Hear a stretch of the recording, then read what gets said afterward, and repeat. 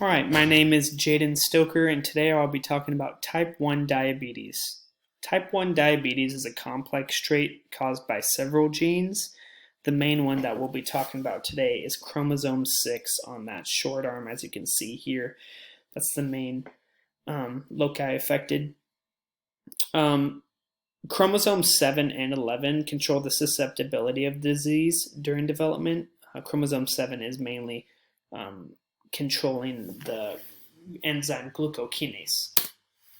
Some phenotypes and or symptoms of the disease mainly due to high and low blood sugar levels. So I listed low blood sugar levels here: shakiness, sweating, chills, blurred vision.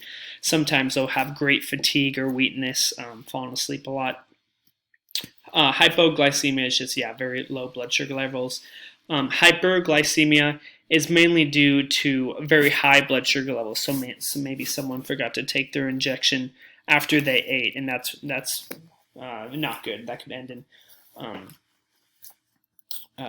very same symptoms, but more irritability, and could lead to a coma. Normal functioning of a gene/protein is mainly due to the insulin in response to the body ingesting glucose. 6p21 is mainly due to the sirtuin proteins that are responsible for the homeostasis of the T lymphocytes and B cells that are in the body and control a big part of breaking down the glucose in the body.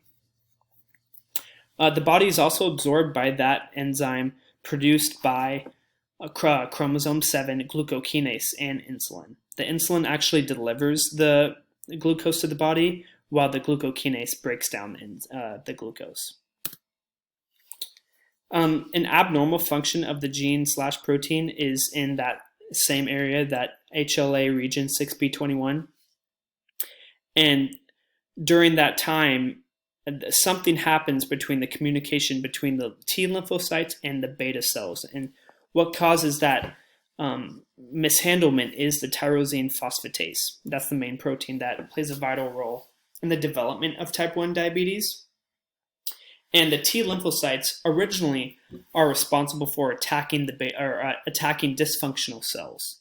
And for whatever reason, they attack the beta cells because they produce they find antigens that tell them to attack those beta cells. The beta cells are responsible for producing insulin and telling the body telling the pancreas how much glucose is actually in the body.